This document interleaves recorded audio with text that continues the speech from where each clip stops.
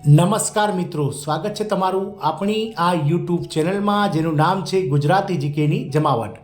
આજના વિડીયોમાં આપણે વાત કરવા જઈ રહ્યા છીએ મિત્રો 1 જાન્યુઆરી 2024થી કેન્દ્ર સરકારે તેના કર્મચારીઓ અને પેન્શનર્સો માટે 4% મોંઘવારી ભથ્થું અને મોંઘવારી રાહતની જાહેરાત કરી દીધી છે અને જેનું ચૂકવણું મિત્રો માર્ચ મહિનાના પગારમાં એટલે કે એપ્રિલ મહિનાના જે પગાર આવી ગયો છે તેમાં ચૂકવણું થઈ ગયું છે।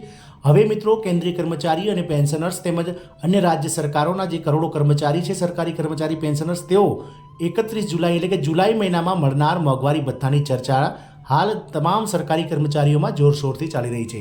તો આજના વિડીયોમાં વાત કરીશું મિત્રો કે સરકારી નોકરી કરતા કર્મચારીઓ માટે 31 જુલાઈએ ડીએ વધારા અંગે સરકાર દ્વારા સૌથી મોટો નિર્ણય લેવામાં આવે છે અને આખરે કેન્દ્રીય કર્મચારીઓને શું ભેટ મળવા જઈ રહી છે તમામ માહિતી આજના વિડીયોમાં આપ સુધી પહોંચાડીશું। તો વિડીયોના અંત સુધી બનાવી રહેશો અને જો ચેનલમાં નવા હોય તો અમારી ચેનલને મિત્રો સબસ્ક્રાઇબ કરી બાજુમાં રહેલું બેલ આઇકોન દબાવી ઓલ નોટિફિકેશન ઓન કરજો જેથી કરીને ચેનલ પર મૂકવામાં આવતા વિવિધ ભરતીઓના નોટિફિકેશન વિવિધ ભરતીઓના પરિણામ જીકેના વિડીયોઝ અને સરકારી કર્મચારી પેન્શનર્સ યોજનાઓને લગતા પરિપત્રો તમને સરળતાથી મળી જાય। સરકારી નોકરીઓ માટે 31 જુલાઈએ ડીએ વધારા અંગે સૌથી મોટો નિર્ણય લેવાશે।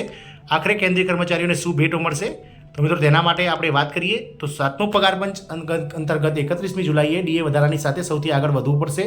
સામાન્ય કેન્દ્રીય કાર્યકર્તાઓને શું ભેટ આપી છે 7મા પગાર પંચમાં મોંઘવારી ભથ્થામાં વૃદ્ધિ 31 જે જુલાઈ છે 2024 ત્યાં સુધીમાં થઈ જશે। આ કેન્દ્રીય કાર્ય માટે મહત્વપૂર્ણ છે કારણ કે આ જાહેરાત મોંઘવારી ભથ્થામાં વધારાના કરવામાં આવશે। વર્તમાન સ્થિતિ શું છે? મોંઘવારી ભથ્થું હાલ 50%ના દરે ચૂકવાઈ રહ્યું છે, જે 46%ના દરે જે મોંઘવારી ભથ્થું 31 ડિસેમ્બર 2023 સુધી ચૂકવાઈ રહ્યું હતું તેમાં 4%નો વધારો 1 જાન્યુઆરી 2024થી લાગુ કરી દેવામાં આવે છે અને હાલ તમામ કેન્દ્રીય કર્મચારી અને પેન્શનર્સને 50%ના દરે મોંઘવારી ભથ્થું ચૂકવવામાં આવી રહ્યું છે। આગામી અપડેટ જુલાઈ 2024થી લાગુ થશે અને સપ્ટેમ્બર 2024માં પૂર્ણ થશે એટલે કે ડીએ વૃદ્ધિ 31 જુલાઈ 2024ના આંકડાઓ પર આધારિત રહેશે।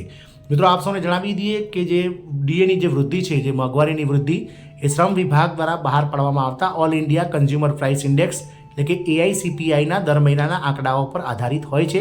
હવે વાત કરીએ તો 1 જાન્યુઆરી 2024થી લઈ અને 30 જૂન 2024 સુધી 6 મહિનાની અંદર જે AICPIના આંકડા જે મોંઘવારી દરનો વધારો ચૂકવશે તેના આધારે મિત્રો જુલાઈ મહિનામાં મળનાર મોંઘવારી ભથ્થું જે છે તે જાહેર કરવામાં આવશે। આપ સૌને જણાવી દઈએ કે જાન્યુઆરી અને ફેબ્રુઆરી મહિનાનું જે મોંઘવારી ભથ્થું છે તેનું મિત્રો AICPIના જે આંકડા છે તે જાહેર કરી દેવામાં આવે છે અને એના અનુસાર મિત્રો હાલમાં જે છે તે 51%ને પાર મોંઘવારી ભથ્થું પહોંચી ગયું છે। આગામી હજુ 4 મહિના બાકી છે અને 4 મહિનામાં મિત્રો મોંઘવારી ભથ્થું 3 થી 4%નો વધારો મિત્રો જે છે તે આંકવામાં આવી રહ્યો છે।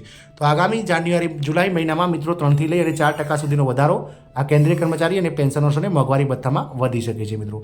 તો શું કેન્દ્રીય કર્મચારીઓનું મોંઘવારી ભથ્થું 50%ને પાર થતાં 53 અથવા 54% થતાં શું મોંઘવારી બેઝિકમાં મર્જ થશે અને શું મિત્રો મોંઘવારી ભથ્થું ફરીથી શૂન્ય થઈ અને અન્ય જે 7 જેટલા ભથ્થાઓ છે અલગ તેમાં પણ મિત્રો ફેરફાર થશે કે નહીં એ તો સમય જ બતાવશે, પરંતુ હાલના સમય પ્રમાણે એવું દેખાઈ રહ્યું છે કે આમાં જે છે તે મોટો ફેરફાર આગામી સમયમાં આવી શકે છે। તો કેન્દ્રીય કર્મચારીઓ માટે 31 જુલાઈ એટલે કે જુલાઈ મહિનાનું જે AICPIના આંકડા જે 31 જુલાઈએ જાહેર થશે મિત્રો જૂન મહિનાના એ ખૂબ જ મહત્વના હશે। ત્યાં સુધીમાં જ આપણને જાણકારી મળી જશે 31 જુલાઈ સુધીમાં કે 1 જુલાઈ 2024થી સરકાર કેટલું મોંઘવારી ભથ્થું વધારશે, કારણ કે દર મહિનાના અંતમાં જે છે તે અગાઉના મહિનાના AICPIના આંકડા સરકાર ભારતના શ્રમ મંત્રાલય દ્વારા જાહેર કરવામાં આવે છે। હાલમાં મિત્રો ગઈ 31 માર્ચના રોજ 29 ફેબ્રુઆરી 2024 સુધીના જે આંકડાઓ છે તે જાહેર કરી દેવામાં આવે છે અને 1.12%નો વધારો જે છે તે મોંઘવારી ભથ્થામાં થઈ ગયો છે અને મોંઘવારી ભથ્થું 2 મહિનામાં એટલે કે જાન્યુઆરી અને ફેબ્રુઆરીમાં 51.12% સુધી પહોંચી ગયું છે અને આ આંકડાઓ 31 જુલાઈ સુધીમાં સ્પષ્ટ થતાં જુલાઈ મહિનાનું મોંઘવારી ભથ્થું કેન્દ્રીય કર્મચારીનું કેટલું મળશે તે પણ જાહેર થઈ જશે। આમ જુલાઈ મહિનાનું જે મોંઘવારી ભથ્થું છે તેની રાહ જોઈને બેઠેલા કરોડો કર્મચારીઓ માટે આ ન્યૂઝ આશાસ્પદ હશે। જય હિન્દ, અસ્તુ।